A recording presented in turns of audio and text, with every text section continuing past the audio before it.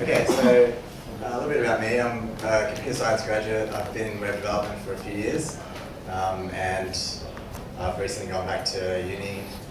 And I've been interested in security for quite a few years now. Mainly just theoretical though, so I listen to a lot of podcasts and read a lot of articles, but I don't have the practical knowledge that I'd like. So this is my kind of mission, is to kind of fill the gap, because at uni you don't really learn anything about security, especially as a developer. So I kind of want to get students more involved, get people who don't, like people from the industry who have no idea about security with an interest. It's a more beginner level aspect, and try and build a community as well. So that's all about me. There's my contact details, so feel free to, I'm sure some of you will be on Melbourne Security Hub already. And there's my Google Plus and other links. So I'll have the slides up after the talk if anyone wants to re-go things, or if they need to get to the links. I'll serve it down. Hi everyone, I'm Daniel. I'm a software engineering student at Swinburne. I started a web development business in Geelong a couple of years ago. It's another sort of side project that I've got going, and I'm a committee member, speaker and web admin for the Swinburne Cybersecurity Club. So my interest in security is more of a, how can I program better? How can I make sure that I'm not screwing up in the way that most people would normally screw up if they didn't know this stuff. So you can contact me by email or add me Google Plus if you want. I also run a blog, so pass you back. Well, let's talk about us. I did talk to a few of you before, but first I just mentioned a little bit. Serge mentioned before about OWASP. There's some really cool projects on the website, which is linked here. They have some like OWASP Top 10, which is kind of a web developer top 10 vulnerabilities, and they kind of update it every year or so.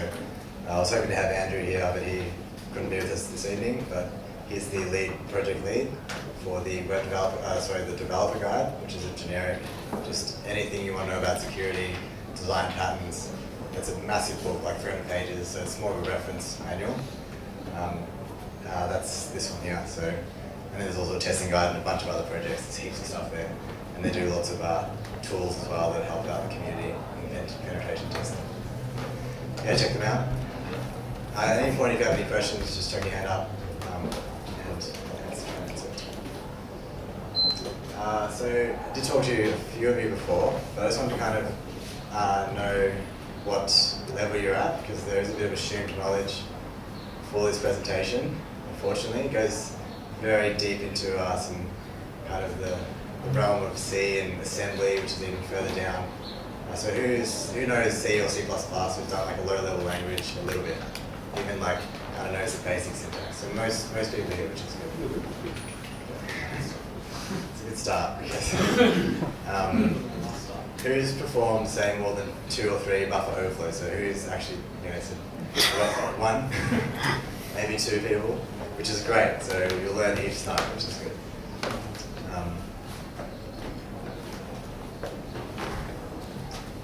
Yes, this is assumed knowledge. I'll put that on the website. So basically, the main thing is understanding of C, and maybe a little bit of knowledge about assembly, but we'll be covering that a little bit today. I just want to give you so after tonight, we're going to find a vulnerability. You're going to learn all the things you need to know about how to perform a buffer overflow, and you'll be challenged to do one yourself on your own time afterwards. So I'll explain that later. And there may be a 6-pack involved or something else. If you don't drink, then we can figure something out. Or the first person to find the key on the server. So I'll explain that later on. Took me 2 days. So a buffer overflow. What is a buffer? Does anyone tell me what a buffer is? It's a kind of a, mainly a low-level language kind of concept. Yeah. It's an array. It's an array, right? It's an array of chars or integers. So it's an array of memory, or like a space in memory that's allocated for a certain amount of data types. So we have like a few examples here. Like char pointer with mallocking, or we got an array of 10 ints, or a char string, like that type of thing. So that's what we mean by a buffer.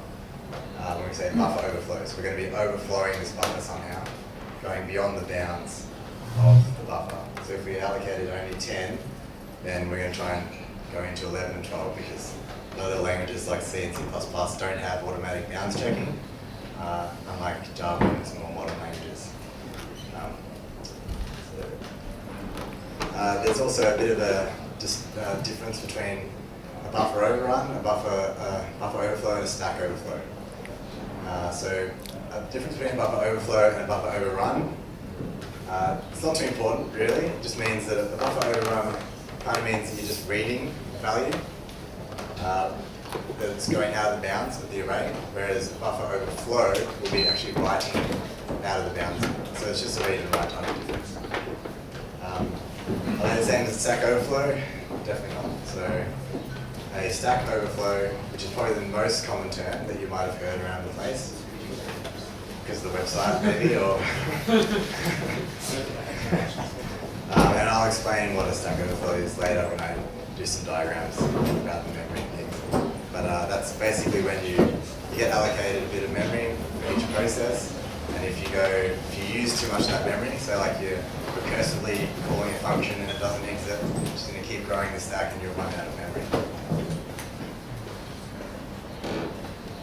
So basically today's challenge is or outcome is we want to overwrite some part of memory that is not meant to be written to in the first place, or changed.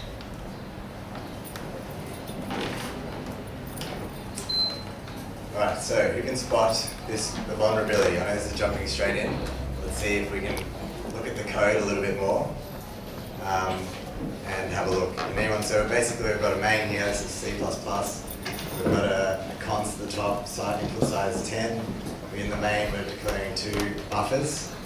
And then we're going to get this string. So in C++, you can just say string.s, and that just, so you're basically getting from the user's input any string, any length, putting it into S. So then after that we do a copy vals, so we're going to copy the string into the vals buffer. So can anyone spot what's going to go wrong here in this copy vals function? Can everyone see that? It's a bit small maybe for people at the back.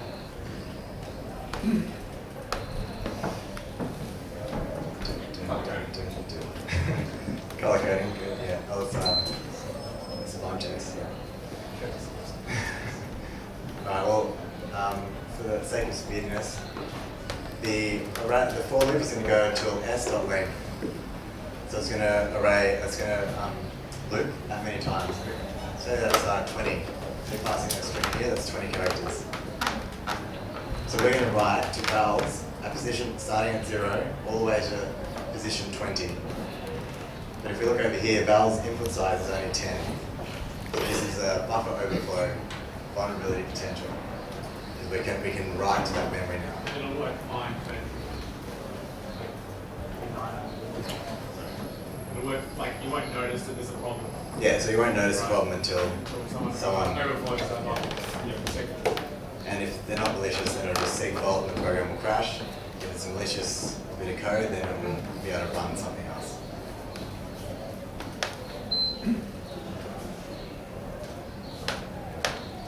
Okay. Why do we care?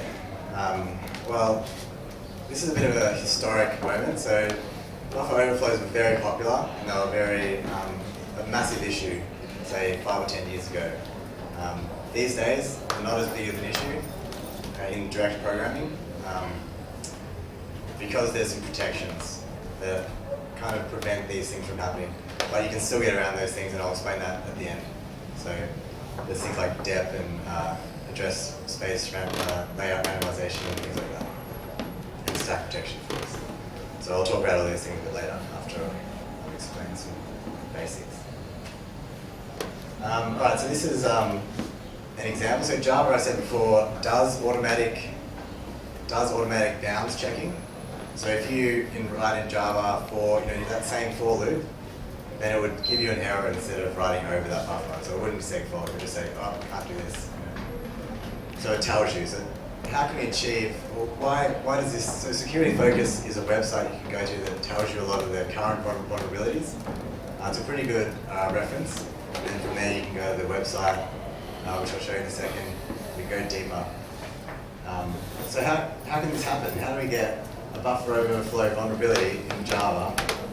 And this date is very recent. It's this year, published on June the 18th. Well, it's actually, if we look deeper into the, so they make it quite hard to find. So you go to Oracle's website and you have to look for this number that was referenced in Security Focus. And you can actually see that it's not a flaw in Java, it's a flaw in the virtual machine. In the virtual machine, most virtual machines are actually implemented in C or C++. So there's a lot, like Java are very known to have lots of bugs, and the bugs they talk about are normally from people finding flaws in the VM, which runs your program. So they do still exist, so I'm trying to make it a bit relevant. And of course there's Linux, C, even Bitcoin, the latest kind of newer thing, that's all in C++. So they are still around. And just to prove it, I've got this little kind of graph here. It's going to be hard to see for everyone. So you can look back at this later. This is from 2012. And it's basically, these are the top languages being currently used from like a combination of GitHub, Stack Overflow, and a bunch of other sources. And you can see that C and C++ are still one of the most used languages. Obviously we have Ruby, Python, Java, PHP, C#, Objective-C, all those type of things, but they all have automatic bounds checking. But most of those languages do have VMs, which can be exploited. So it is still relevant today.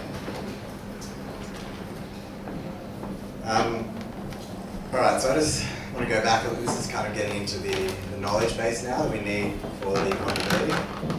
I'll try and whiz through this because I'm not sure how much time we're going to get. But basically, in your computer, it's all, if you get to the hardware level, it's just high and low voltage. That's basically all it is. So if you have like, hello world in your program, somewhere in the hardware it's going to be storing a high voltage for 1, low voltage for 0, right? So it's like 1s and 0s everywhere. And we group these binary digits into named conventions like a nibble, right? So a nibble is 4 bits, and then a byte is 2 nibbles. So like this type of thing. And we do need this. So the most important one to remember is a byte and maybe a word size. So a word size does change depending on your architecture, but we'll get to that a bit later. So we'll remind you that this is just so you understand what we talk about when we say something has 4 bytes, or this memory address is that type of thing.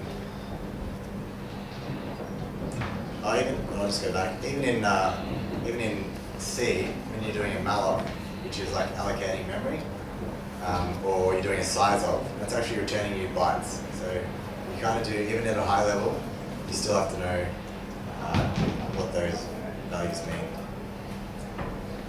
So the hexadecimal number system is also a little bit important, quite important. So you spend a lot of hours when you're doing buffer overflows looking at hex, unfortunately. It's a way we represent these off-1 binary digits in groups.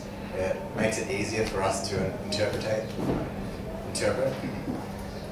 We'll do an example in a second, and you'll see that it's much easier to write it in hex than it is to write it in binary, of course, but it's also much easier to write it in hex than it is to write it in decimal, because we can convert from binary to hex much easier than converting from binary to decimal. So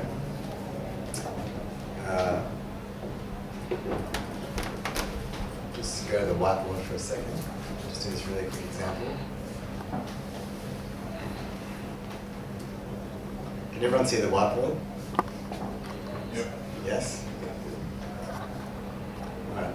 You can tell me what that is in decimal in less than 10 seconds. I'll give you 15 seconds.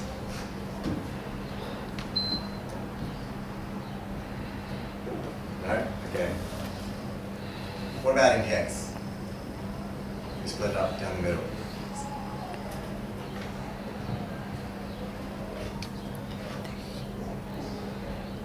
So basically, what we can do, so to work out this in decimal, you'd have to say, all right, so it's powers of 2. So you say 1, nothing's here, so this would be 4 plus 8, 16, 32. You kind of have to add up all these numbers and you get the decimal. Whereas with hex, we can treat them, so if this number keeps getting bigger and bigger, it's going to become much harder and harder. But 2 to the power 0, and then 2 to the power 1, 2 to the power 2, and you've got to work that out and then multiply it by whether it's there or not. so it's hard. It's hard. So in hex, all you have to do is concentrate on 4 bits at a time. So a nibble. You have to work it out because you remember that it's 1s, 2s, 4s, and 8s. Yeah, so this is 8, this is worth 8, this is worth 4, 2 and 1. So here it would be 8 plus 4, 12, 13, right? In hex. So hex has 15 different values. 16 different values, maximum value of 15, sorry. So here we just worked out it was 13, so it's going to be D. After a while, it does get easier, so it took me a long time to kind of work out what all this is, but it is much easier to think of it in that way. So that's why when you're in your debugger, or you're doing something else like decompiling code or disassembling or whatever, they're going to give most of your addresses in hexadecimal. So they're not going to give it to you in decimal or binary. That's just not how it works. It'll make life difficult. Yeah, you can definitely ask for it, but yeah, you don't want to. So this is just, I just want to briefly mention, as I said, 1 byte is significant. So in our case, a char in C is 1 byte in length. So just take note of this. Just remember that for a bit later. It's an ASCII char, yeah. We'll be using this to pad our buffer. So we're going to use this to calculate how many bytes we need to overflow to then write something into where we want the buffer, into the return address. So we'll see how to do that later. You don't have to be an assembly expert. I had no knowledge of the x86. I'd done a bit of ARM before, but that's completely different. So when I competed in the competition a few weeks ago, I had no knowledge, and I was able to do like 2 buffer overflows in the space of a half a day or something like that. So I you kind of look up the functions you need, but as you can see here, if you know about 14, if you know about the registers, you know about 14 different instructions, you can kind of understand what's happening. And also, there's programs like IDA Pro, which is a disassembler, and they actually convert. So if you're given a binary file, say like it's an Apache binary file or some program, you don't have the source code. Normally, you'll see this in a minute, so don't worry if you don't get it. But if you have the binary and you want to be able to do this overflow, you have to convert it into assembly, and then you have to kind of work out things. But you can actually see it in a bit more higher level. IDA Pro actually allows you to convert any binary file, even if it's stripped, so there's no debug flags or anything like that, into C code. And it's actually pretty readable C code, and I'll show you some examples later. I'll show you some examples right now. This is assembly version of the get input function here. So these 3 lines in assembly work out to be this. And I'll actually, so the addresses pop up here, which are in hex. We'll see that later as well. You can see straight away hex. No, these are offsets. We're talking about. Oh, normally next to it. Yes, Right. that I cut out. I've cut out. So you can see here straight away there's some hex business going on here. And yeah, so hex is good. Okay, so what's happening here is it's setting up the function, and then it's going to do a call to get, and it's going to do a call to put. So you can see kind of what's happening a little bit here from the C. Setting up the buffer. We've got all these kind of instructions to do like subtracting and moving and calling different functions and returning. So they are kind of like similar concepts, but it's directly accessing the memory and the stack and the registers of the CPU. And I'll go into this more soon. I just wanted to give you a note example. Everything leads on to it. Alright, so just wanted to I'll bring up this slide, so it's not too important. It's just saying about the registers. So in the x86, we're actually going to be using a 64-bit machine for our demo. So the register naming scheme changes slightly, but it doesn't change too much. So if you know what an SP stands for, and you happen to see an R here instead of an E, then you know that's the difference between 32-bit and 64-bit. You'll see that in an example. So don't get too scared if you see in our example like R, SP. All you have to care about is the first bit here. So we've got a stack pointer, which is going to be pointing to our stack.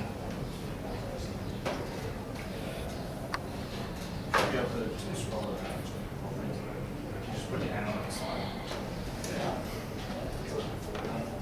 Alright, so we've got a pen that doesn't work, and there's no other pen.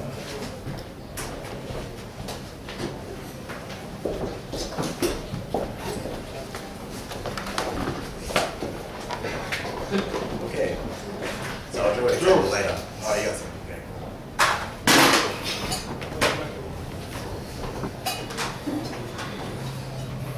I think you're working at station. Alright. I do. I'll have to draw this diagram later, so it's so over here we have the CPU, and I'll get it out of the way in a minute. And we got a bunch of registers in here. So all the registers, ESP, E, BP, which is the base pointer, and the EI instruction pointer. And there's about all these other ones that are in the CPU. So they're all in the CPU, and basically all these instructions, or some of them, will be getting things from memory. So each process gets a stack, which is up here. So this is low addresses, and this is high addresses. This gets a little bit confusing later on, but I'll try to explain it. So the stack grows towards low memory, and then we get the heap, which we don't care about today, which is going towards here. So as I said before, when you do a stack overflow, it's actually when you get to this point, and you're running into the heap. So you can't have that, and it's going to give you a stack overflow.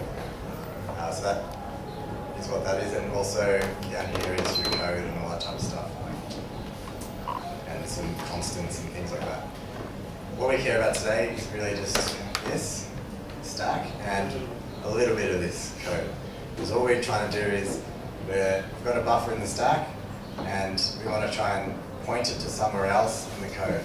So instead of returning, obviously that's it. Instead of returning from back into main, we're going to try and return it to another function that's not meant to be run. So the instruction pointer is the stack pointer and the instruction pointer are probably the two most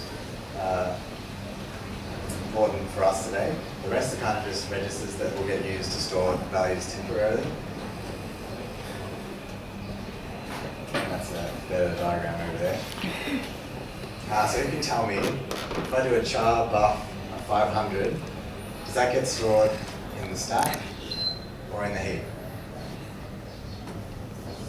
Stack. Alright, so it's going to get stored in the stack. So we're basically putting up this is going to reference some, it's going to reference the stack. So this one here, when you do a malloc, it's actually going to put it into the heap. And there's a bunch of heap overflows that you can do, but we won't explain them today, but they're a whole different story. So today we're concentrating on these. So if you see something like this, then you know it's going to be in the stack. And if it's vulnerable, then you know you can do a stack overflow.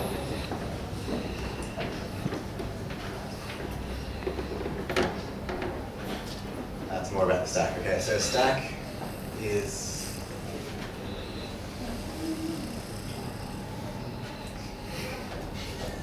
that's not important.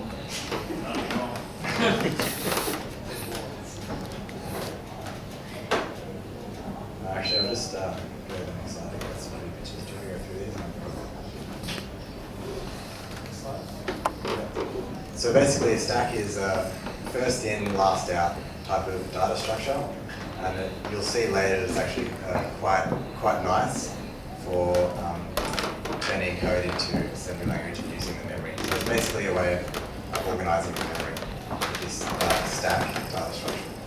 So basically, if you put 1 onto the stack, you push it, so it's called a push. You push onto the stack pointer moves from down here, so it's pointing here. You do a push, it's going to point up here, and say you're going to push the value 100 into memory. So it kind of moves up and down like this. So if you do a pop, then it's going to put the stack pointer back down here and take this value off. So we're doing, so you do another pop, you do another push, 200, do another push, 300. Okay, so how do we get the value 100? If the stack pointer is now up here, we have to do a pop. We can't pop this value until we've popped these two values. I'm sure you're a little bit familiar with the stack, so I won't go into it too much more. It's just more examples. Okay. Endian. This is probably what is Endianness.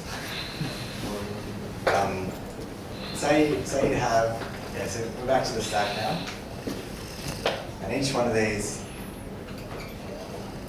the lowest thing that you can get out of the memory is a byte. So you can grab 4 bytes, which is like a word. So you can grab a word with a special instruction, say with a W at the end. We want to get the lowest bit of memory out, which is a byte. So each one of these is a byte. Now, if I wanted to store one of these registers in the CPU, say the instruction pointer, into the stack. Now, this is each register in a 32-bit machine is 4 bytes, 32 bits. So how many bytes, or how would I store this value in here? How many ways are there to store a value into memory? So you can either start from this byte and put that here, or you can start from this byte and put that here, and then go down. So you fill up 4 bytes. So there's 2 ways. Basically, there was a little bit of a battle. Some people use something called big endian, and other people use little endian. So it's basically just the 2 different ways you can store values. This is kind of like the very last step of our exploit, where you have to understand this concept. We'll explain it a bit more later, and we'll remind you what it is when we do it. So basically, all Intel, most processors, most instruction sets use little endian, but some use big endian, so you have to make sure. And some allow you to do both. So it's like whether you write to left or left to right. Yeah. So some languages. So you have to use right from left, right. Like So what do you think? So think of little endian is the least significant bit in the lowest memory address. So we said before that the stack starts off high and goes to low. Now I'm going to confuse you all, but I'm going to say we're going to flip this over and say that this is high memory and this is low memory. You normally visualize the stack as a bit, something grow. Yeah, so you like normally grow in a reverse direction. like that tennis ball holder. So you grab the first tennis ball out, grab the next one. To get to the last one, you have to grab all of them out. Right?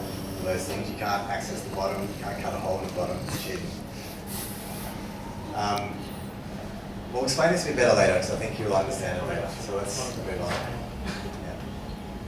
And there's an example of what I mean. So you've got a little endian, and this is a register, and it puts it in like this, starting from the left, going to the right, down to the lower. So the least significant bit is in the lowest memory address. Anyway, let's move on. Now this. Yes, so this is what I've just explained almost, except, so this is a stack frame. So every function in C has its own stack frame. Basically, it just means this is what I've allocated in the stack for my function, local variables, where do I have to return to, the base pointer, which I'll explain later, and some parameters that you pass into the function. So basically our target today is to rewrite this return address with another address that shouldn't be accessed of a function. So it's a return address of some function in memory somewhere. So there's a return to lib attacks where they're called that because normally you write where the system call is, so you can get a shell access or something. So you can do privilege escalation or whatever. But in our case, we're just going to do something really boring and try and run a function that's already in our program that's not meant to be executed.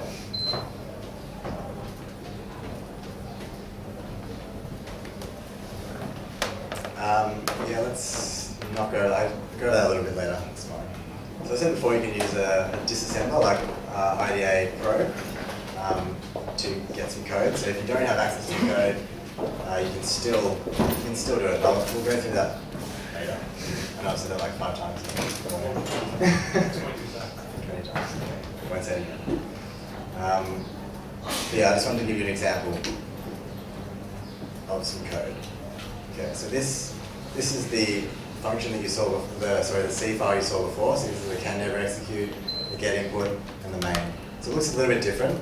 The variable names aren't as nice. There's no comments. There's comments from the IDA Pro disassembler. So this is the code that it produced for us to look at, not having the source code at all. So you can actually get readable C from just a binary that doesn't have any debug flags or anything. So it's amazing. This helps a lot.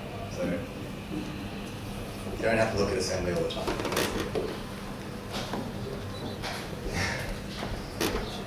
That's our function we're going to be exploiting today again, and this is just another example which uses fgets, which is a vulnerable function as well. So basically, the main issue is that C doesn't check the bounds of a for loop, and also it doesn't. If you pass in, to fgets, it doesn't have a limit that you can set, saying, all right, this is my input, or this is my hash define saying 10, right? You want to be able to pass that in to a function to say, all right, I only take this many bytes. If the user enters more, then we'll come back to them and get it later.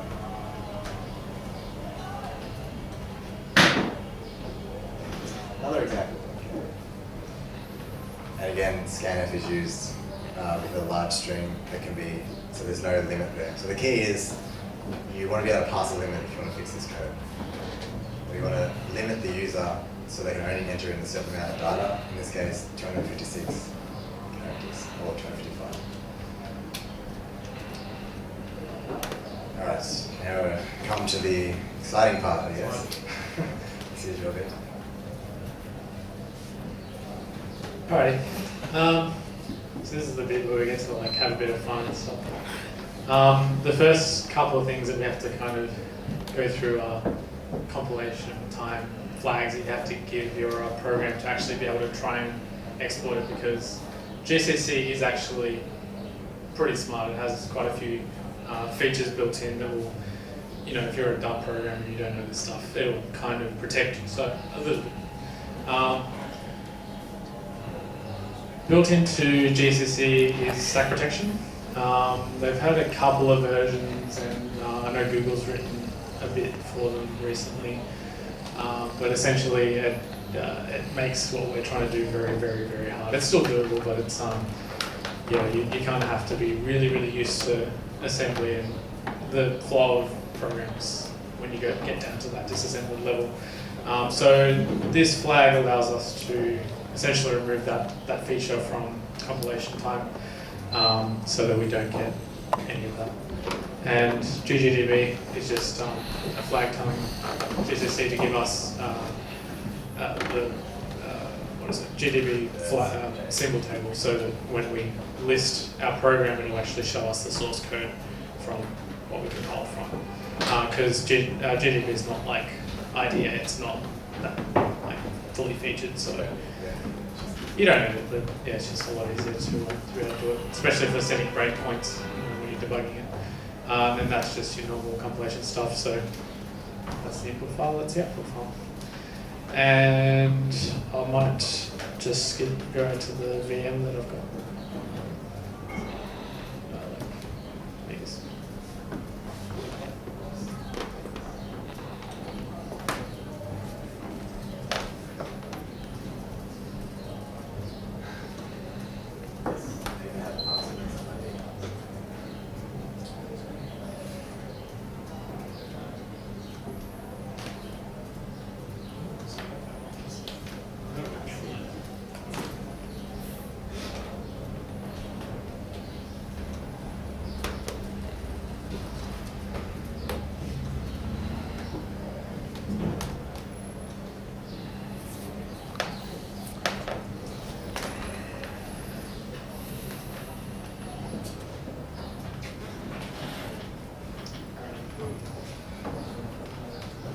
Go no microphone. Just let me know if I'm like not talking loud or not.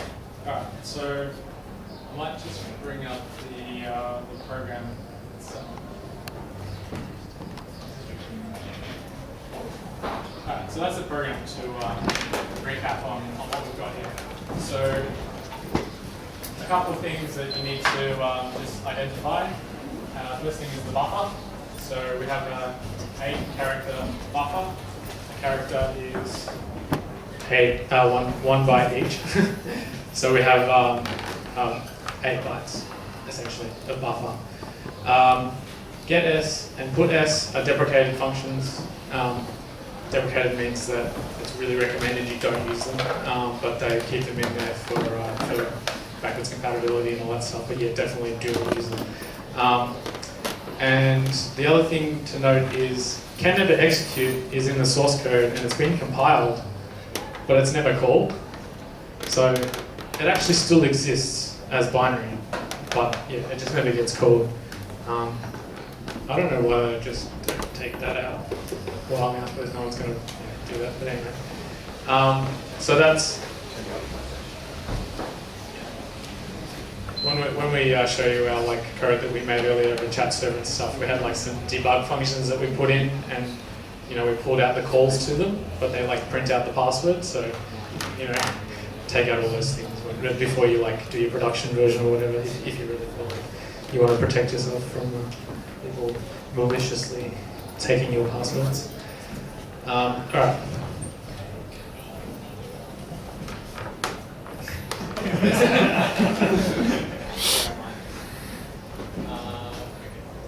So I've already compiled it. It's in green because it's executed.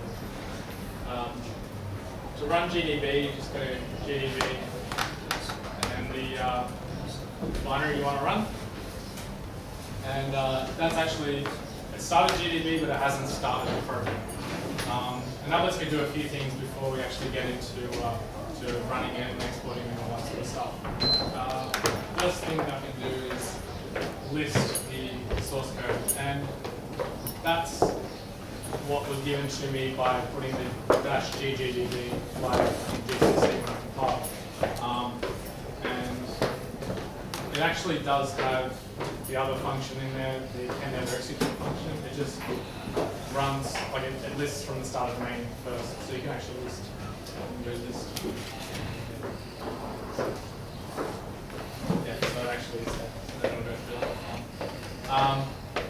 And I'm going to set a couple of breakpoints just so I can gather some information that'll allow me to export the program. And I'm looking for, I think I counted 3 things in particular that I'm wanting. The first thing is I want to identify and sort of get a mental map of what the stack frame looks like for getting, because we're actually going to be exporting one of these deprecated functions. So I need to know what that's going to look like in memory so that I can, design my export to export. The second thing I want to do is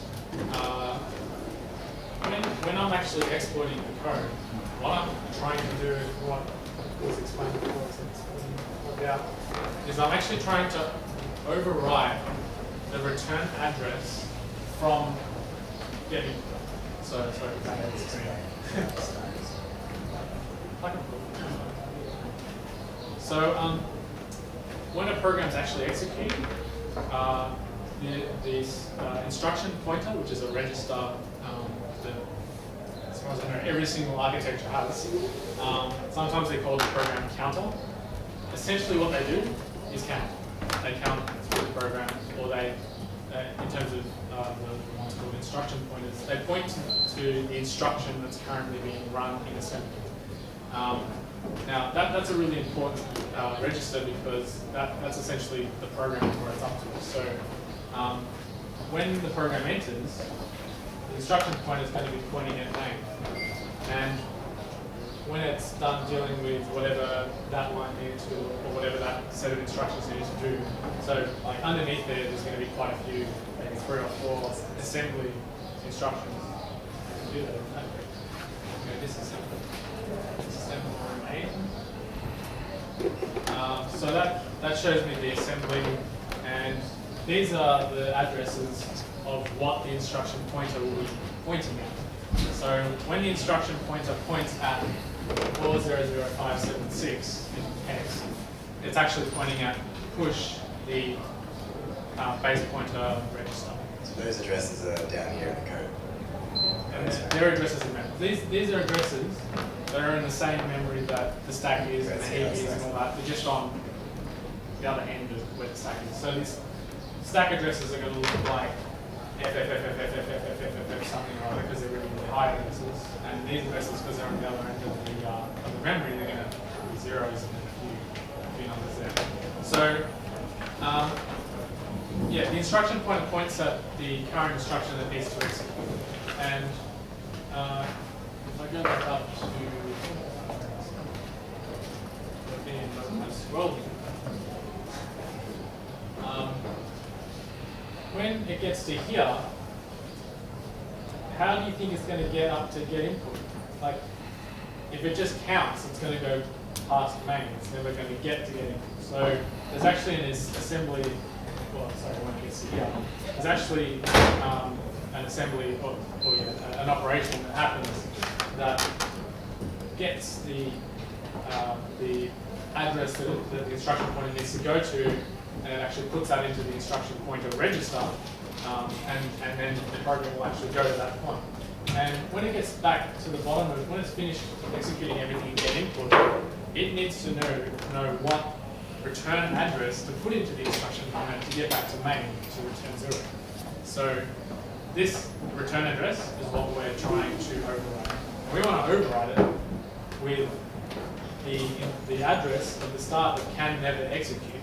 And that's the third item we need to find out when we're yeah, so before get input executes down there in main, it saves it onto the stack. This the next line, say line 19, and puts that into the stack. It'll be that.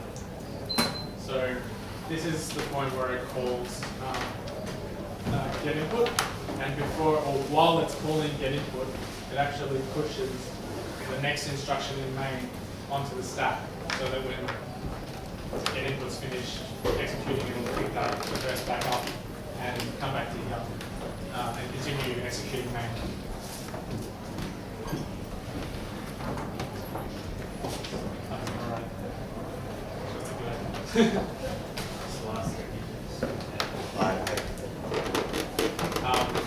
Because it's all zeros, and we know it's going to be okay, this is 64 bits, so each register in a 64-bit system is, guess what, 64 bits, which just so happens to be 8 bytes. So that's actually, each pair of hex characters is a single byte, or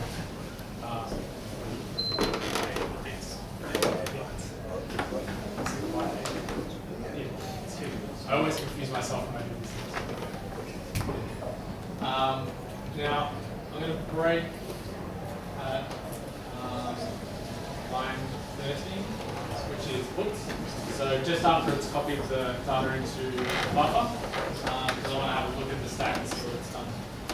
So break 13. I'm actually going to do a break Actually, no, we'll do that. I'll just put it there. I can do run. The program expects me to input something, so I can put it into the buffer.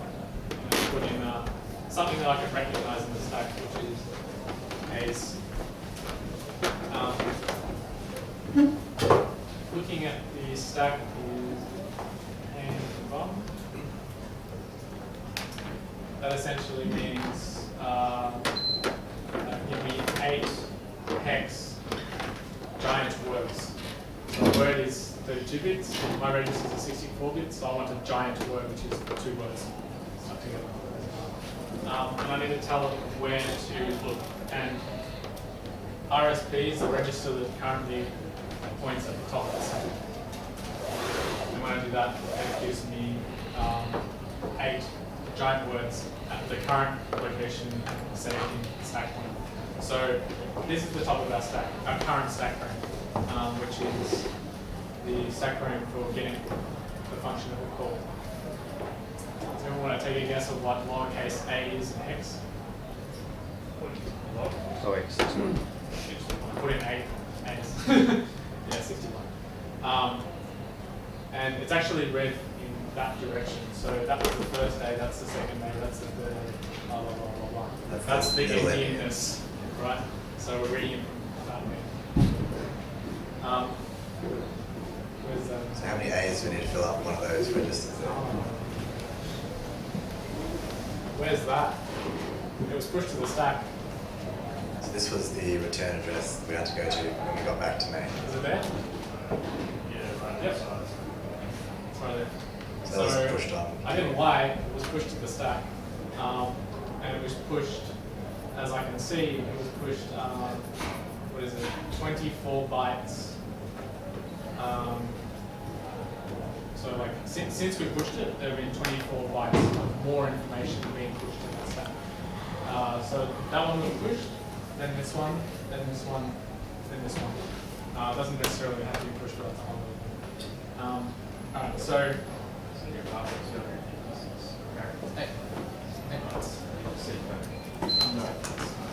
different one. This value here, not that it matters so much, that's actually the base pointer of the old stack frame, which was main stack frame.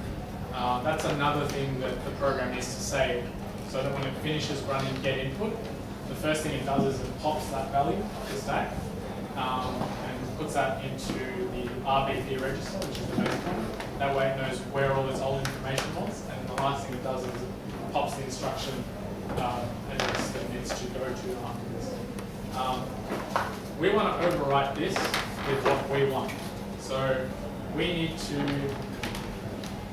somehow get up to here and write the information we want down.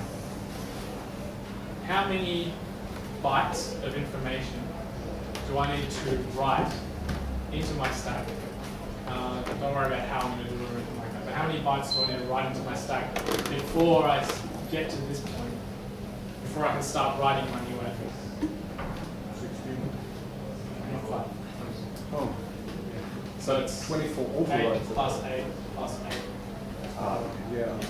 So 16 outside. Yeah, Yeah. I meant 16 additional. Yeah.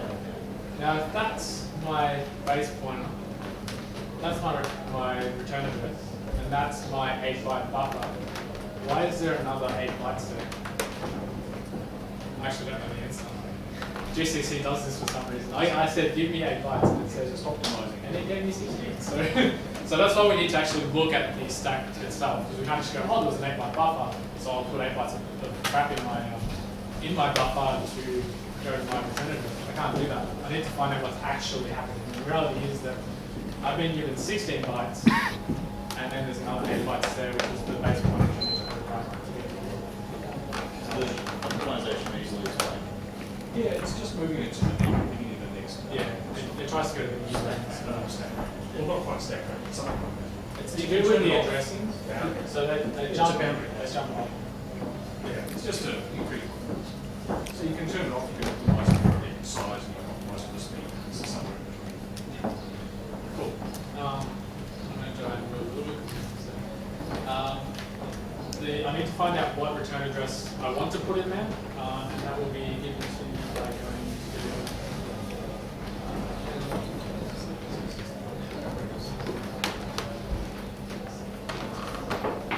can never execute is what I want to execute, and the first location of the first instruction is that there. So that's the value I want to write into the position where the return address was for the old new return address.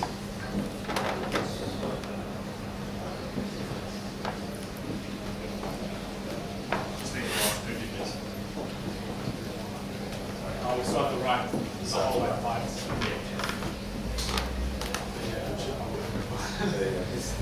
This number here is the same as if I put 2 more zeros on it. We'll worry about that later. That's the last bit. Yeah, it just mean like you're gonna have 4005 on everything. Oh, yeah. And I don't actually think I need the GDB anymore, so good that. And I'm not sure this is going to work, so we're having some issues before with the VM. It does some randomization of addresses. I got to work on here just a few seconds ago, so I might need to try it, but I'm going to try it first, just to see. Does anyone know you can do protect in Bash? It's pretty exciting. Jim's level 16. Well, it is a C shell, of course. It's not shell.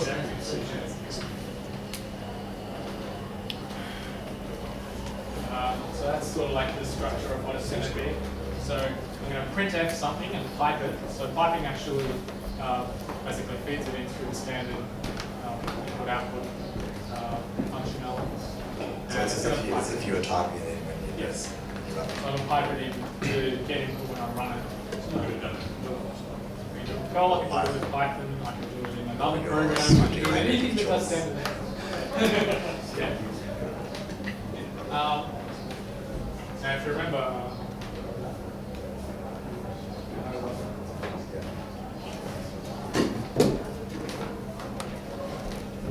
we had, I'm going to like simplify this a bit.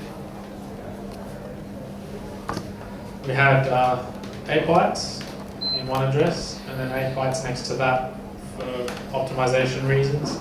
And then here we had another 8-byte base pointer that was pushed, and then the return address was in that location. We want to buffer overflow up to that point. So how many lowercase a's should I put in? 1 has 1 byte.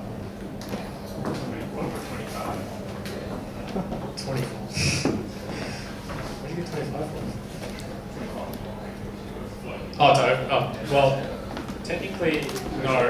Technically, 16 bytes will overflow.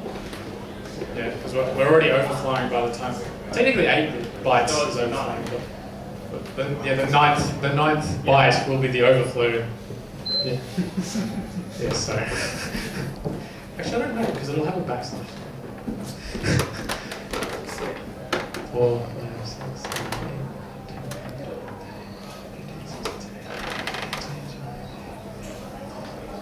8, 10, yeah, I know. Because in Python and Perl, you can just go A times 24 concatenated with whatever. If you really mean.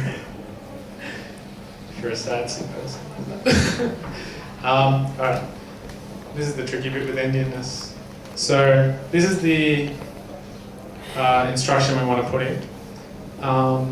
Because of endianness, we can't just write it in, like I can't just go 400,544. I actually need to go 440540. So I need to take it in bytes. 2 hex characters, if you remember, is 1 byte. So I need to deal with them as pairs. To escape from your normal printf, like if I were to just type that in, I just get like the characters of those numbers. I'm not actually getting those numbers in hex. So what I need to do is I need to escape from that using backslash. Typing x will tell it that it's hex. And then I go 44, and then I do it again. with 540. And here's the other tricky part. It's an 8 byte memory position, and I need it to be at the back end of it. So sad times. I have to put a bunch of zeros in. Whoops. Oh, that's right.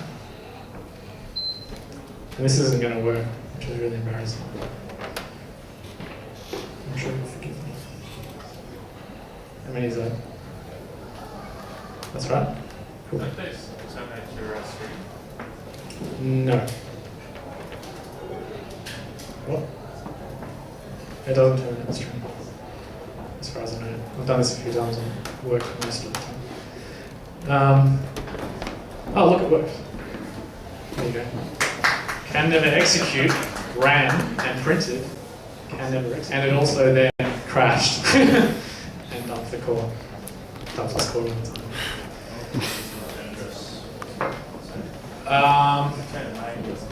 I think, I'm trying to remember what happens. Probably I did look it up. return address from there to go main. Yeah, probably that, yeah. Probably. We also called it the base point up to the main. Just stuff up there. Yeah, we really did. So if you're good, then you'll make it so it keeps running. Yeah. But if you're like us, Yeah. then we're just going to kill the process. And in the real world, you don't have a function that's necessarily not compiled that exists in the compiled program. Oh, sorry, it's never called that exists in the compiled program. So the normal thing to do is to actually write shell code, which is operations or functionality that you can write into here. And you'd be surprised, Julian was showing me or telling me about how much actual stuff you can fit into like a very small amount of buffer space and do things like, you know, reverse TCP, open the shell outwards or something like that to give you full lead access. So basically, instead of the return address going to some random function, you're actually going to put the return address of the stack here, so then it will execute. So you put your shell code in here, and then you return to and then you return to the top of the stack, so then it executes this and takes you off somewhere else. But yeah, this, as we'll see soon, this is getting more difficult to do with the protections. And I'll try and really quickly go through this because I've got a minute to go. Five stations. That's an hour right there. Tired.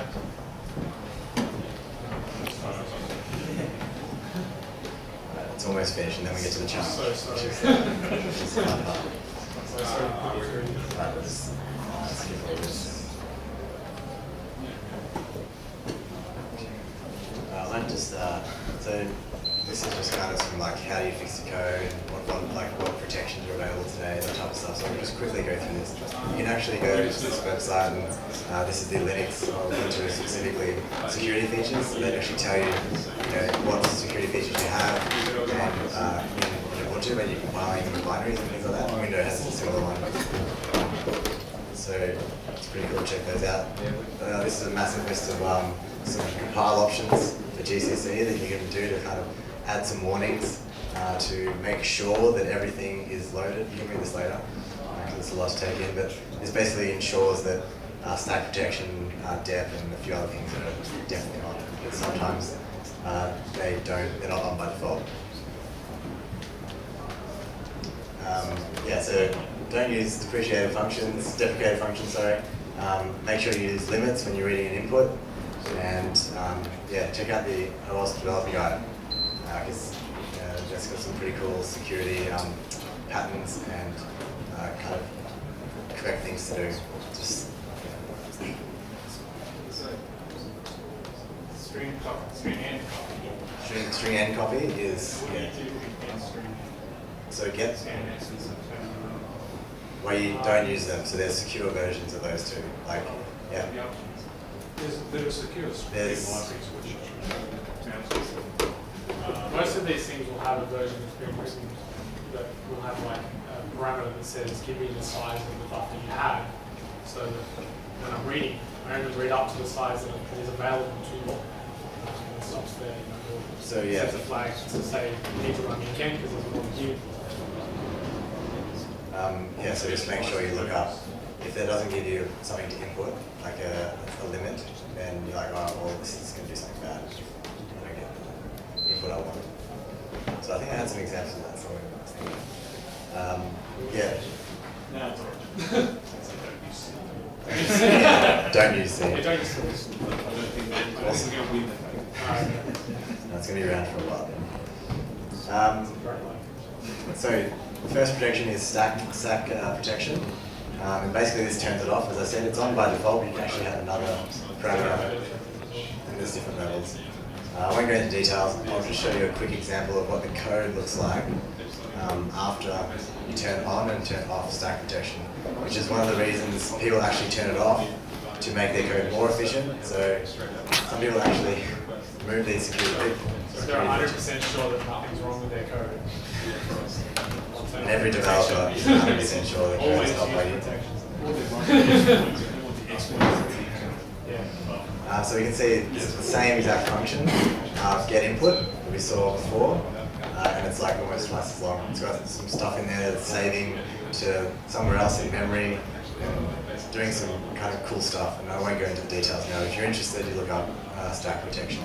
So that's the first layer. Basically it's like, keeps a track of that return address, and then it compares the return address with the one on the stack. If it's changed, it says, oh, sorry, there's a buffer overflow happening, and segfault, and it doesn't run anything.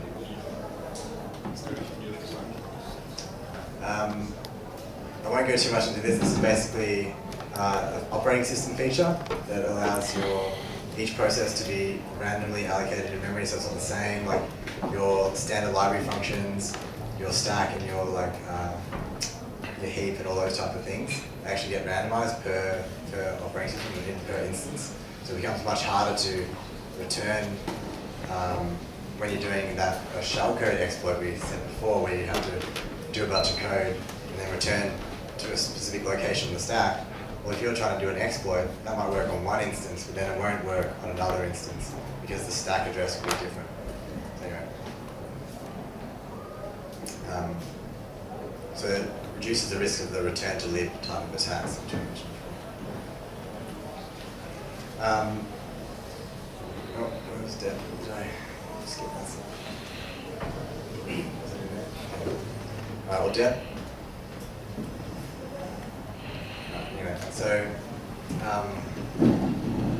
these can be defeated, but it makes things much harder. So it makes your life as a penetration tester or whatever much harder. Because you have to get around all these things. There is some techniques like I briefly looked it up, stack structure exception handling, and like all these type of kind of obscure ways you can get around these protections. So even though we do have protections now, that's why Java still has so many buffer overflow vulnerabilities, is because people can still somehow get around these things. Here's some more references. So open security training for you can learn really from scratch the x86 assembly language, and then you can go on. So that's so these are massive kind of weak things, so you can spend hours watching these videos, and they're really good. That they're designed to be watched online and to be participated online. So they come with the slides, they come with everything like the labs and everything like that. It's all free, and they really promote that. So you can heaps of security topics, and also Security Tube is a great reference as well. So yeah, the next meeting will most likely, if I can organise it, be a bunch of last year or PhD students from all the universities around Melbourne. Going to give some kind of lightning talks or maybe a few in-depth talks about some of the stuff they're working on in security. So that it won't only be software security, but it'll be like network security, anything they're doing. So stay tuned for that on the meetup page. So if you're interested or intrigued and want to do a bit of practical lab work, I've set up a server with an exploitable chat server. So So it's actually, we're running a code sprint at Swinburne on Sunday where we're going to exploit this and show the students how to do it. This is kind of a testing ground for you guys. There is basically there is a file, so there's a function in the chat server, so I'll give you the link, this link here. It takes you to the GitHub repository where you have the code and the binary. So kind of been given most things you need, a bit of a head start. And use the binary that's on there because that's the exact same binary that's running on the server itself. Just in case you have some issues. But it is working, it's all up and running. So this is NC Netcat, if you haven't heard of this. It's just if you want to do it on Linux. Try not to use Telnet, it's a break. Yeah, it's a very lightweight kind of networking service that allows you to kind of type in what you want for the exploit. So basically what you should be doing is downloading the code and the binary and using a Linux environment, 64-bit Linux. Do what we've done today, so decompile it, try and find out the return address, exploit it locally, and then once you've got that string, the printf string, and you've piped it in and it works locally, then you can go and run it on the server and see if you get this key. So basically, whoever, I don't know, try and email me the first person who gets the key. You've got it already. I guess not the email that you have in the README. Yes. I made it pretty easy. There's a few hints. More than one. I'll talk to you later. But yeah, I was just trying to kind of make it a bit more exciting. And yeah, basically I just want you guys to learn how to do this stuff yourself. And I think the best way to learn is by doing it yourself and giving it a go. I'll keep this server up and running for a little while. It's an Amazon web server. Don't I haven't made it any security. There's nothing on there, so don't try and brute force anything or because it might Amazon might start charging me or kicking me off their account or something. This is educational, so there's nothing on there. Just try and get the key, and yeah. Feel free to contact us if you're having a bit of trouble and you really want to work it out or something. Yeah, no. We have. So if you give up or you need some hints, just message on the meetup page, probably the easiest way, that way everyone can see. And we'll give you some hints in the next few days if you can't get it all. So I'll keep the server up running for a little while. First person to send me the key might get something at the next meetup if they're lucky. A six-pack or something like that. Or some, I don't know, something else will work, something else. Yeah. I mean, that's like And that is it. We're done.